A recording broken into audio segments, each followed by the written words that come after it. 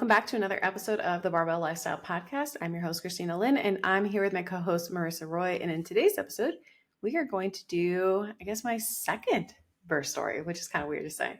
Yeah, I know. We literally came on and I was like, whoa, I haven't seen you in a while. Now you have 2 kids. This is wild. But yeah, it's good to see you. Good to be back. Yeah, it's fun. I know. I was like, at first I'm like, oh gosh, how do we do this again? I know. I was like, it's like, in one side of things, it feels like we haven't recorded in a really long time. I'm like, whoa, what is this? And then on another hand, I'm like, oh, okay, it feels like we never stopped. Yeah. And I feel like we haven't done, maybe we have, but we just haven't said anything. We're the top 1% of podcasts. Ooh. Yeah, wait, I Right? remember we were talking about that. Can you explain again? Refresh me. Yeah, Alex Hormozy said that most podcasts, I think, don't make it to like the 7th episode Oh my or God. something crazy, or 20th or some very small number. Yeah, very small number. And so if you go past that and you surpass that, then you are in the top 1% of podcasts in the world. Wow. So, yeah. I'd be curious to know, like, what actual percent are we in then? Because we have 185 episodes now as of this one. Yeah, that'd be That's really a fun. lot. I know, And that's a lot obviously, of episodes. you look at Rogan and you're like, okay, well, I got a long ways to go. But I feel like a lot of the podcasts in the fitness industry, like, they're not really past like the hundreds. Like, no one's really in the thousands. So I'd be interested to see like where we actually rank with things. Yeah, I mean, we've been pretty consistent over the last 3.5 years. So, It's crazy to say, right? We just keep doing it. Yeah. And I actually looked the other day because I think I have maybe a new phone. So I looked at our podcast because I was sending it to someone, and I saw that I had the opportunity to rate it. So I was like, cool, I'm going to rate us 5 stars real quick.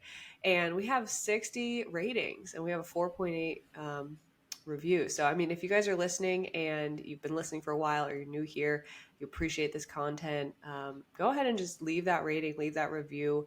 We really do appreciate it. And it might help us move up the rankings and help more of you guys. Yeah, and I was thinking, I'm like, oh my gosh, like I literally got pregnant and have had 2 children since the start of this podcast. Yeah. We're getting old. We're growing up. I know, but I'm excited to chat about this today. Yeah. So where do we start with this? Because I read your birth story on your Instagram, which was cool to kind of get the preview, but I want to hear like the full on, like where would you say the story begins? So that was really hard when I sat down to try to write it. I was like, I don't really feel like I can just jump into like when labor started, because I feel like there's so much more context, because this was such a different pregnancy. Like it really, really was this roller coaster of emotions, because we went from everything's fine to, oh my gosh, like you have this, and then, oh, you're fine. And then, oh my gosh, you have this, and oh, you're fine. So we were diagnosed with inter-uterine growth restriction. And so that meant that Kaylee had fallen under the 10th percentile for growth. So she was in like the 4.9 percentile. So that's obviously very small. Yeah. So they said in cases like this, you might need to deliver early, like as early as 32 weeks, 38 if like everything is going well, but it depends on additional growth ultrasounds and additional ultrasounds, which are biophysical profiles. So learned a lot about ultrasounds this pregnancy. And basically it's the idea that if baby is not growing well and developing inside you, it might make more sense for baby to come out and start growing. Yeah. So they can start like jacking you up with like steroids, trying to help baby grow and all this stuff. So that was in, I think, maybe like February or March timeframe. So we were just like, oh my gosh, I hope I can make it to like at least 36, 37 weeks, because 32 weeks is still pretty premature. And so I was like, oh my gosh, that could be a lot of time in the NICU. I was thinking about like what we would do with Colton. So we go in for additional ultrasounds, and we're having what are called biophysical profiles. And so it's a couple different things that they're measuring, like baby's breathing, the baby's heart rate, the flow from the umbilical cord, like all these different things, and they give you a score. And so every single time we were an 8 out of 8, which is highest you can do. Sorry, highest score that you can have, and everything was fine. And then we had an additional growth ultrasound, and she had jumped from 4.9 to the 12th percentile. So we were kind of in the clear, but they still wanted to continue monitoring since we had this diagnosis, just to make sure everything was okay. So we, ultrasound after ultrasound, follow-up after follow-up, everything was fine. And then we found ourselves like, not only did we make it to 38, but then we made it to 39. And then we started getting all of these, like, as soon as we hit 39, it was like, okay, let's induce. And it was now the opposite. We were like, well, now we're going too far.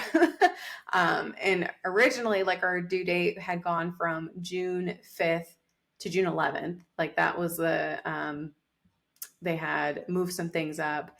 And so with Colton, I went to 39 and 4. So I was thinking like, oh, okay, like we will deliver kind of around like that same time frame with Kaylee. And that is not how like pregnancy and labor and delivery works. So, but we just kept saying no. We declined inductions. We declined cervical checks. So that was actually something that was very interesting. So a lot of women that reached out to me had no idea that they could decline cervical checks. They had no idea that they could decline induction. They just thought that that was something that they had to do. So I felt kind of fortunate that I was able to like educate some women and like help them kind of advocate for themselves, which was really cool. But yeah, that was really hard. It's really, really hard telling a medical professional no, or that you think that you like know better. And so yeah, that was really, really difficult. And so every single appointment, it was, we think that you should induce, we think, and we kept having to say no. So the reason why I declined cervical checks, and so I would definitely recommend if you are pregnant or thinking about getting pregnant to do some research and figure out like how the birthing process works, because I was clueless prior to pregnancy. Had no idea. I would tell people like there's no way that I wouldn't get an epidural, like that's like crazy. And so I did all this research and really understood more about like the physiological aspect of birth. And cervical checks are kind of funny because they don't really tell you a whole lot about birth and like when you're going to go into labor, because you can be at like 5 centimeters dilated and walk around for a month having contractions and nothing will happen. God. Yeah, that happened to a really good friend of mine. Or you could be at 1 centimeter and literally go into labor like that night. And so one of the things that I also learned to pay a little bit more attention to is not just how far along you're dilated, but more so the station of baby. So where in the pelvis your baby is. So they have, like there's the inlet, outlet, all that stuff. And they have a scale. So you can be at a negative, some scales are -3, -4, depends like on your provider. And that means that they're really, really high in your pelvis. They're not necessarily really engaged yet. And then like a +1, +2, +3, and that's, you want to be further along. And so to pay a little bit more attention to that. And so I really learned a lot more about positions of babies. This pregnancy, I just spent a lot more time researching there. But yeah, I declined all these checks because I was like, it's not going to tell me anything. And if I go in at, 39 weeks and I'm at 1 centimeter dilated, that could potentially like make me feel really defeated. But it doesn't tell me anything. Yeah. And even though I know that, it still feels defeating to hear you're, 1 or whatever. So I think finally at like 40 +3, or maybe like 41, even something, I was finally like at that point, I think it was probably like around 41 weeks where like, again, the OB I was telling you about off air that we Mhm. really, really don't like. Um, he was like, you need to schedule an induction. And so my husband and I had kind of had this conversation of like, we'll go in and we'll schedule it because we'll 100% give birth over the weekend. Like, so this was just more so like, we'll schedule this so he gets off our ass. Yeah. And then it like came and went and we were like, oh no. But he said, okay, well, in order to schedule an induction, you have to have a cervical check. So I was like, all right, fine, I'll get one. And of course and I had been having contractions. So I was kind of thinking that like, yeah, I'll be a little bit further along. But he said, I was like -4 station, baby super high.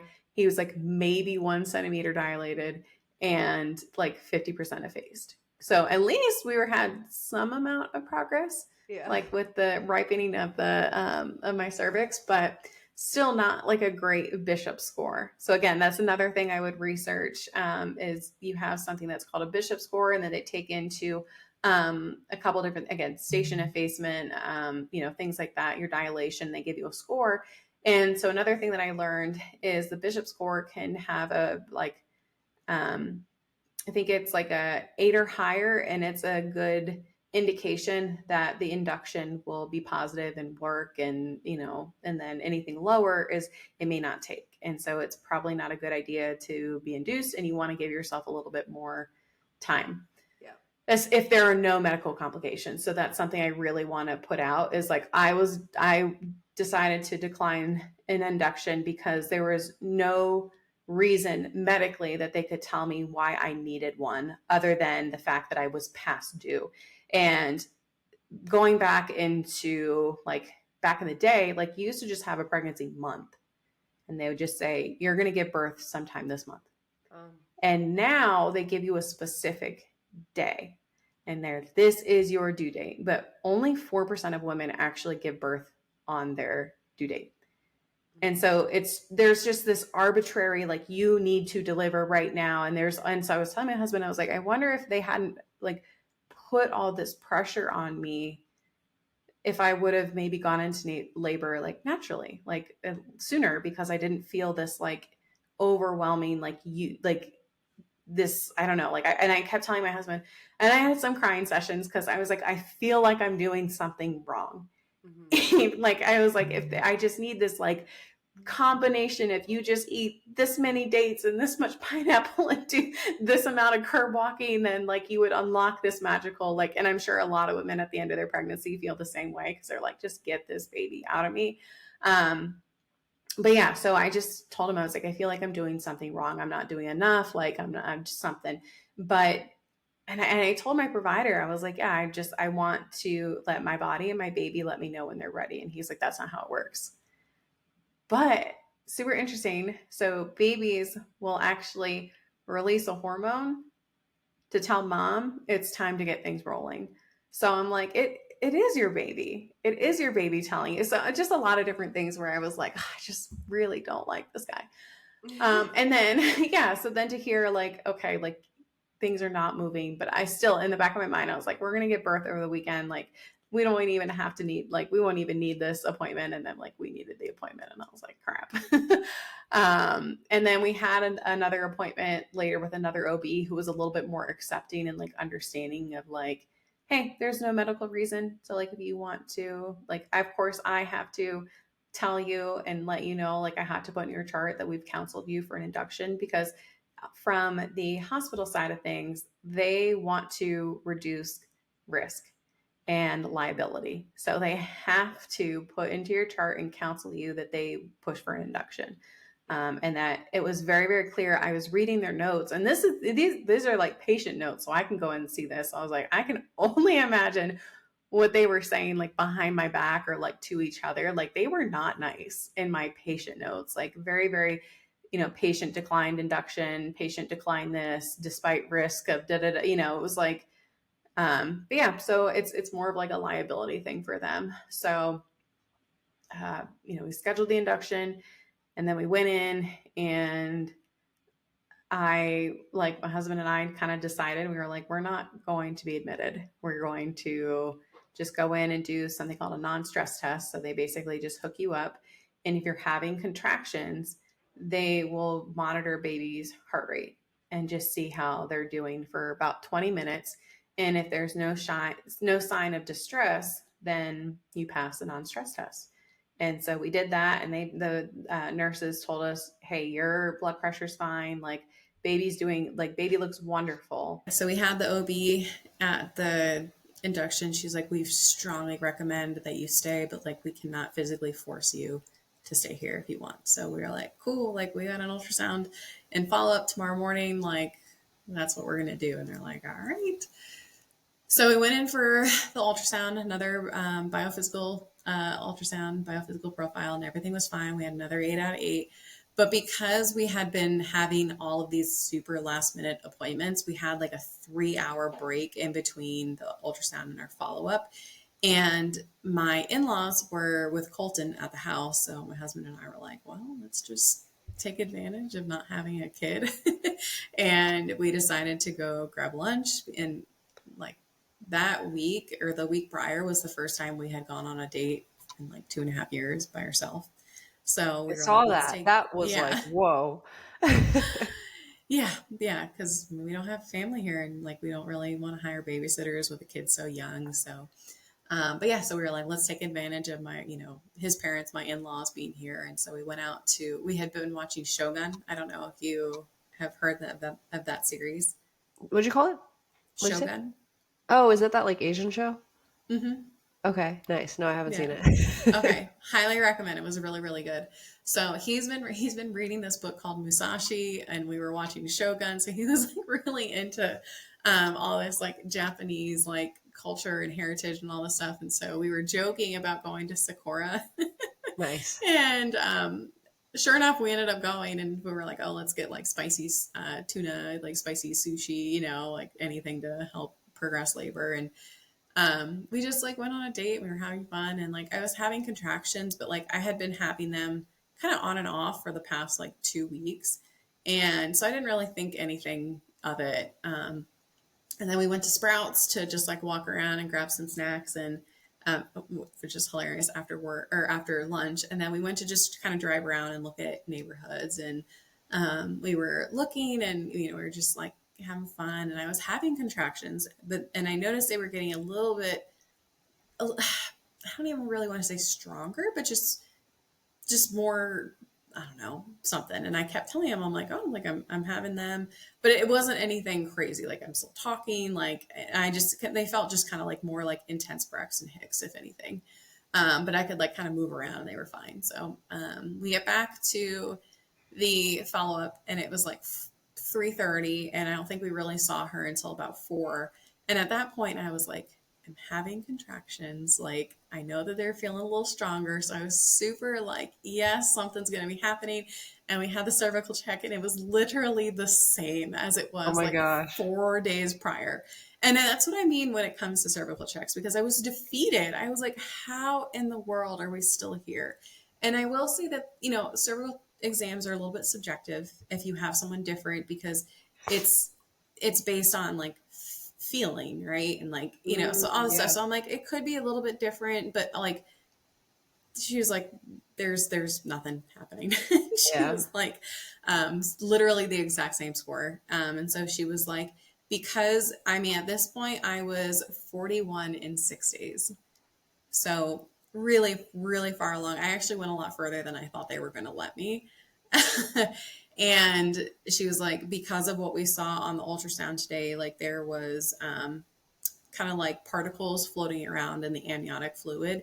She's like, because of how far along you are, it could be vernix or it could be meconium, which is baby poop. And that can be really dangerous.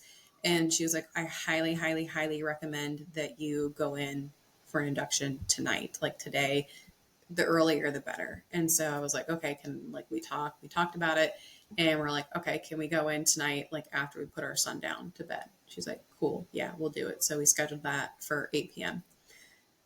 So we got in the car on the way home, and like I was just feeling so defeated, because I was like, I just feel like my body did something wrong. It feels really weird. Like we walked into the hospital, like the ER, and like I wasn't in labor to go into labor and delivery. It just felt weird.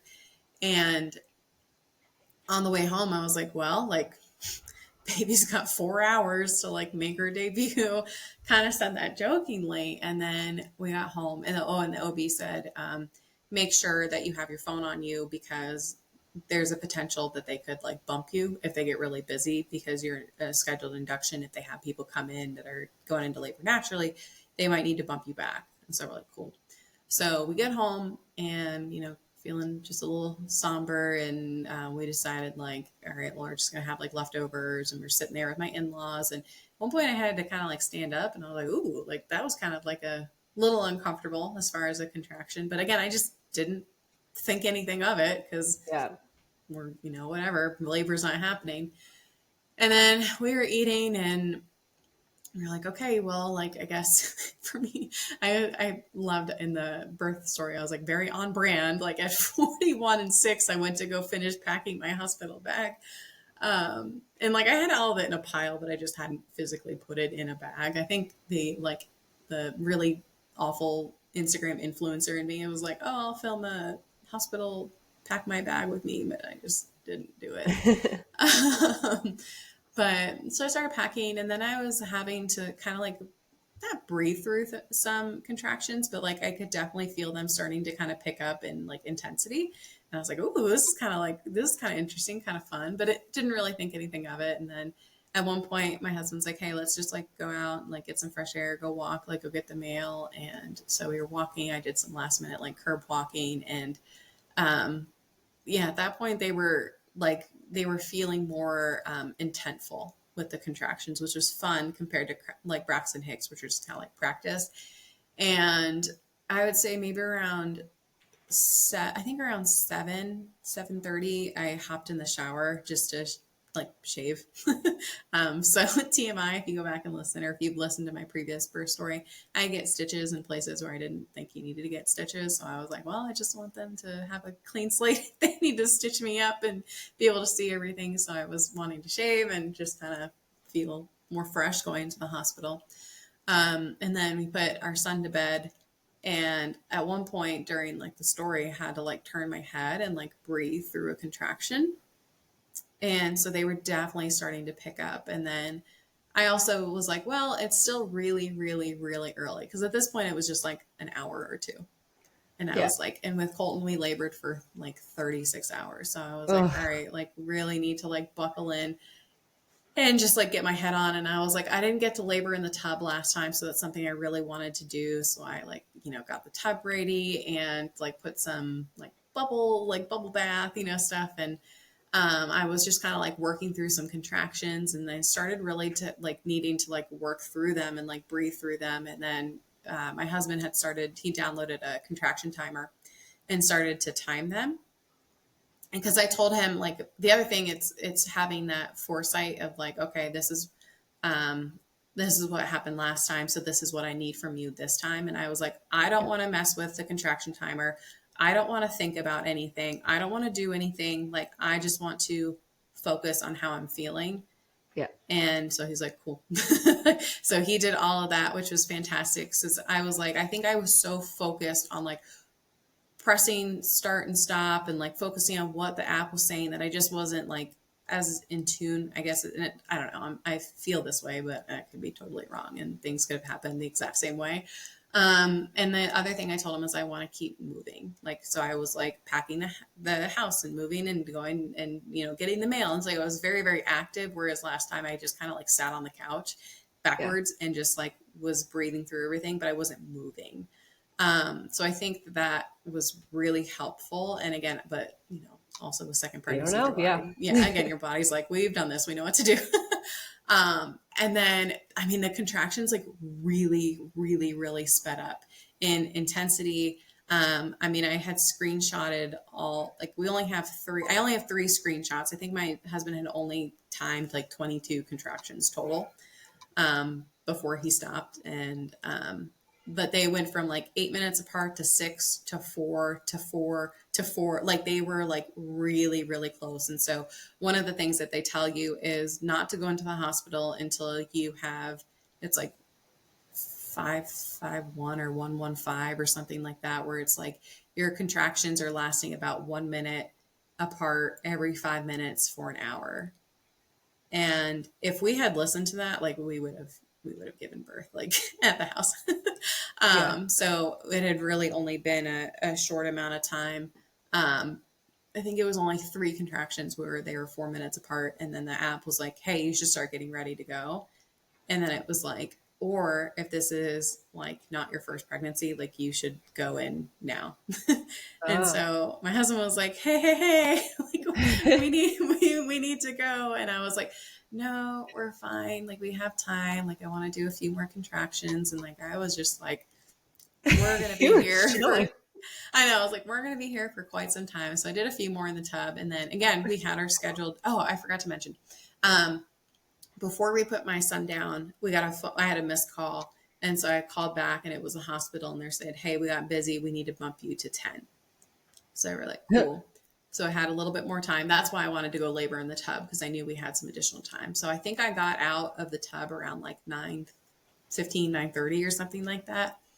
And we had started to like finish everything up and we said bye to my in-laws. And so on our Ring camera, we have like timestamp that we left the house at 9:45. So we had about a 15-minute drive to the hospital. I think I had like 3 contractions in the car, which are not the most fun because it's like really hard to like get into a position that is like Yeah. comfortable while also being safe in the car. And then we got to the hospital and we got out and I was walking in and there were a bunch of like firefighters and EMTs that had just happened to be in the hospital parking lot at like 10 p.m. And I like leaned over onto like a lamp and to like have a contraction. Firefighters and EMTs came over and they're like, not in the parking lot, lady. Like, let's go. Like, they were being like funny, but like, they're like, let's, we don't want you to deliver in the hospital or in the parking lot. And I'm like, we're literally fine. Um, we got to the front and I looked at my husband. I was like, look at us being on time. He's like, well, actually, it's 10:04 because someone had some contractions in the parking lot and made us late. And so we were just standing there and she was like, okay, what are you here for? We're like, we had an induction at 10. And so they were like, okay, you need to do all this paperwork. And my husband's like, yeah, she's also like in active labor or like in labor. So if we can, she's like, yeah, definitely got it. So she kind of sped up the process. And so very different from last time. Whereas with Colton, because we went in and didn't have a time or anything, we were in labor.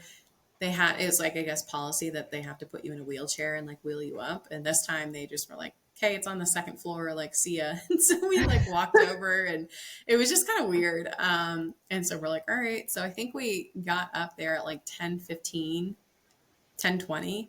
And it was the same nurse who had saw us the night previously or the day previously. And she's like, oh, you guys again, like here, like we got a room, like, or, put you here. And so again, different because last time they put us into triage and that's kind of when they determine, do you go home? Do you get a room? Like kind of what that is. And so we were put in this room and I remember we were just kind of like, we were like kind of awkward about it because we were like, is this our room? Is this like, are they just putting us here? Like they didn't, like no one really told us anything. So my husband was like, do you want me to take a picture or something? And I was like, I don't know. I don't know if I'm allowed to like climb up into the bed. Like, I don't know if this is our room or not. So, and then at that point, like the contractions from the time you're in the like ER, like doing all the paperwork to like literally being in that room, like the contractions were like really intense, really, really intense. And they were no longer something that I could just kind of breathe through. I was like, oh my God, like, these are so intense. And I was like starting to get like really shaky with my breath. And like, this is kind of the moment where you're like, I am not going to make it. Cause the other part of me was like, I'm not going to be able to do this, like these contractions for hours more. And so I was like, oh God. So I remember looking down at my watch and it said 10:25 and the nurse had not come back yet. And he was like, do you need me to go get a nurse? I'm like, no, I'm fine. Like we still have a long time, like whatever. So finally she came back in and she's like, okay, like we're going to need to get you hooked up to the monitor. We're going to need to monitor you for at least 20 minutes. And then we're going to kind of figure out like where we're going to go from there. So another kind of like non-stress test because they want to see like what baby's doing, how baby's doing, and that will determine like what method of induction they'll start. And she was like, can you get up into the bed? And so I was like, oh my God. So I was like really, really struggling at this point. And I think, and I don't know if I'm like gonna toot my own horn, but I think I was doing okay through the contractions. That like no one was really concerned about anything. There was no like sense of urgency with like anything. So Yeah. they're like hooking me up to the monitors. They're doing all this stuff, and she's like, "Okay, like whenever you're ready, like can I perform a cervical exam on you?" And I was like, "Yes, please." And so again, earlier that afternoon at 4 p.m., had not changed. We were still At one. Yeah. one -4, 50% effaced. And she just checking me and she just goes, I need to go get a second opinion. And I kind of like looked at my husband and I was like, why? And she's like, I can't feel your cervix. And I was like, is that bad? And she's like, all I can feel is your like waters and baby's head. And so she turned out she'd only been doing this for like 4 years. So she went and got like, I guess, a more established nurse. And at that point, I think that person came in at like 10:45. And so she did a cervical exam and she was like, yeah, you're ready to push. So she's like, anytime you're ready. She's like, you're ready to go. So it turns out baby, like I was obviously completely dilated. Completely ripe, like it was, ready to go. And I asked what station baby was at, and she was like a 2, like she was like 0, 1, 2, like baby's ready. So I just like flipped over onto all fours and started like laboring through another contraction. And at that point, I was like, I need to pee, like, and I was like, I can't make it to the toilet. And they're like, it's probably just all the pressure from the baby. And they're like, we'll get you a pail, but like it's probably you're just ready to push. And so I felt the urge and started, and I didn't put this in my birth story like on Instagram because it felt like, I don't know, Yeah. but I was like, oh, I have to poop. And and I had heard that that's what it feels like when you're like getting ready, like, but I never got that urge previously with Colton. So Yeah. I just didn't know what to expect. And so I didn't think that was for me. And so I was like, well, I don't care. This is the feeling that I have. And like, I just need to do this because it's going to help relieve that pressure. And baby's head was out like in like one push, maybe two. Wow. And I think I reached down, or maybe I pushed and then reached down and I could feel her head. And then I pushed again. And then I heard them say like, oh, baby's head, like you're almost there, like keep going. And then one more push and she was out. And like I heard her crying. I started bawling like immediately. And then I tried to flip over and they're like, no, no, no, no, no. Like their placenta, like they're still attached. Like, hold on. So they had to like kind of like untangle things. And then I like sat down and they put her on my chest. And it was 10:52 is when she was born. Wow. So from like an hour, we had left the house. An hour later, she was born. And awesome. Yeah, it was so cool. And then I asked like, any tearing? They're like, no tearing. They said you have 2 like little minor like lacerations on each side of your labia. Again, I didn't even know that was a thing when I gave birth the first time. And I was like, do I need stitching? And they're like, honestly, they're like, probably not. They're like, you're going to heal just fine. Like stitching is only just going to make things more uncomfortable for you. And I was like, cool. Like, no. And they're like, yeah, you're fine. So, and then I delivered the placenta, which was something I wasn't able to do with Colton. They had to pull it out. So just like completely Do you have to push that different. out too? Yeah, it feels mushy, but it doesn't. Yeah, but it doesn't hurt because it's like it's more like yeah.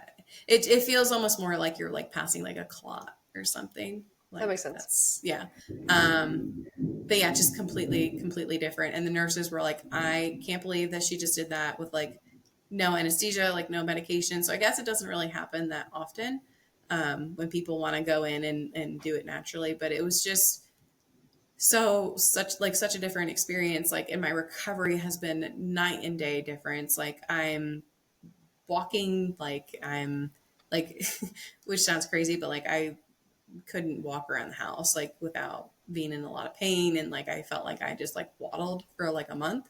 So the fact that like I'm able to like go outside and go on walks, and like, you know, my husband doesn't literally need to like help me out of bed, like, is just, I mean, fantastic, because when you have a toddler, like, they don't slow down. And so it's just been, it was such a, I don't even know if I want to say redemptive like birth experience, because I did have a decent one with Colton, but it was just night and day difference as far as like everything that happened. And if we didn't have that induction time scheduled, like, I'm pretty sure I would have delivered like at home or in the Wild. truck. Yeah, because it just, everything just progressed so fast. So fast. So that's Crazy. it. Yeah. So she was 6 pounds, 7 ounces, and 19 and a half inches long. So she was like a little peanut. Is that small? That's Yeah, small, right? because they were saying that she's small for gestational age, because we went to 42, that she should have been a little bit bigger. But I would say that 6 pounds, 6 ounces for a girl is not small if It's you like were around normal in 39, general, 40. but like small for the time. Yeah. But like, we went back for her 2-week follow-up at the pediatrician's office, and at that point they want you back at birth weight, because babies will lose a little bit of weight, and then once they're born, like the inflammation and fluid and stuff like that, she had already gained a pound, so she's eating good, like she's chunking up, like, Nice. so yeah, everything's fantastic. Good. So, yeah. Cool. I got chills with that, man. Like the last hour is crazy. I So know, and it's just, I'm like, oh, we're fine. We have all of this time, like, whatever. And no, that was not the case. But I think, again, I think that one of again, all this research, the big takeaway I got was like, during labor, you need to keep moving. Like, you should not be, this stupid thing, you should not be in the same position for more than like 15, 20 minutes. So I think that helped, the fact that I was like active, moving around the house. I was laboring in different positions. And I think that helped baby. I think that helped Kaylee kind of like engage. And that might have also helped progress labor as well. So a lot of different things kind of at play. And then also the fact that it was my second, and they tend to be a little bit quicker anyway. So yeah, it was fast. yeah. Cool. Yeah. I remember, just like when we were recording our last few episodes before our break, like we were just like, yeah, I mean, I hope it's fast. I don't think there's such thing as too fast, but but yeah. Yeah.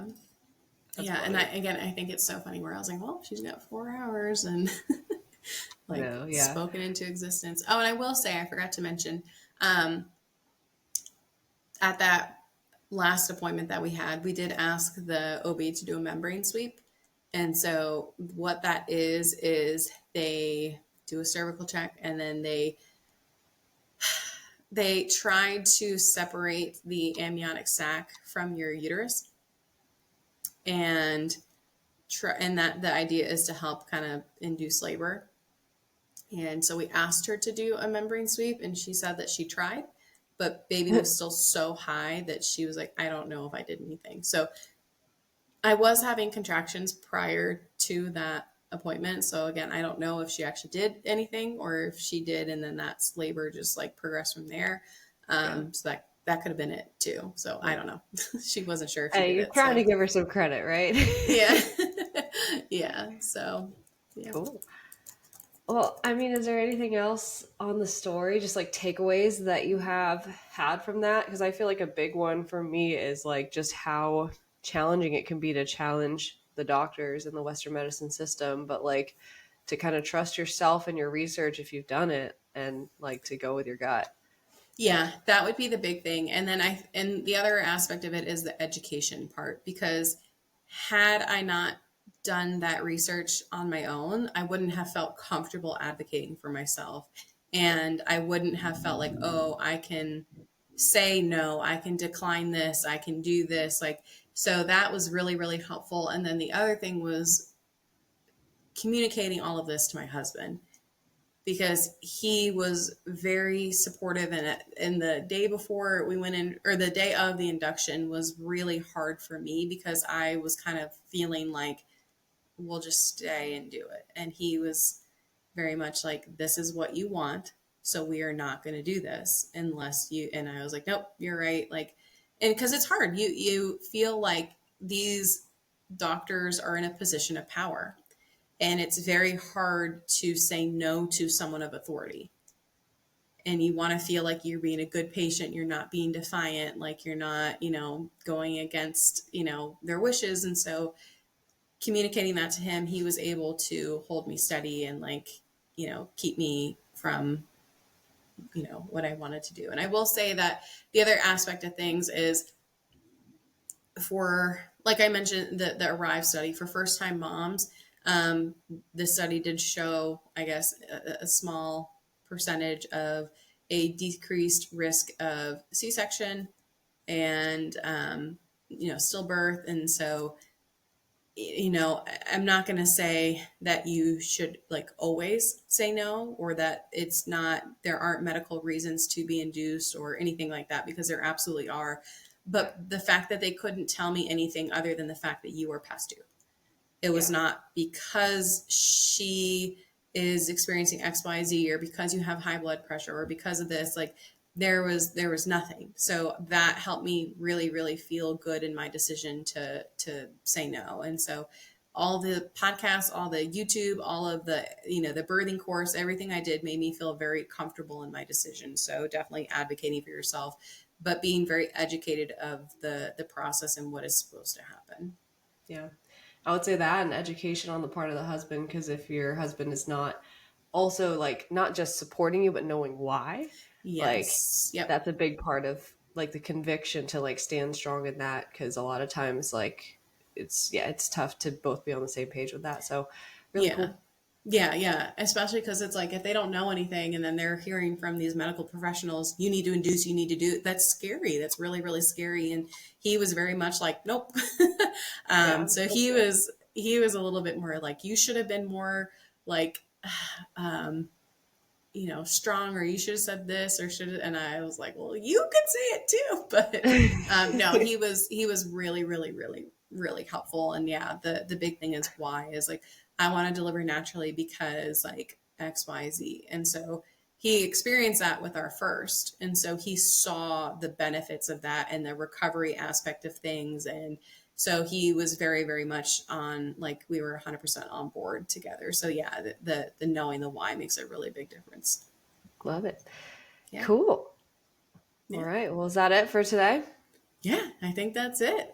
So I will also say that I do have, if I left anything out, I do have the birth story, like, written out on my profile. So or my page, so if you want to go and, like, read that, you can. But if you also have any questions, if you like anything about the birthing experience, labor, postpartum, anything like that, like, please don't hesitate to reach out. Like, I'd love to either talk more about my experience if you have questions, or if you have specific questions about your pregnancy, postpartum, like anything like that, I'm here to help. Absolutely. Yeah. Sweet. We'll take Awesome. us out. Yeah. Well, hopefully you enjoyed that episode. If you haven't already, make sure you subscribe to the podcast. You can find both of us on Instagram. You can find me at Christy Lynn Fit, and Marissa is at Marissa Wright Fitness. Thank you guys so much for listening, and hope to see you back next week.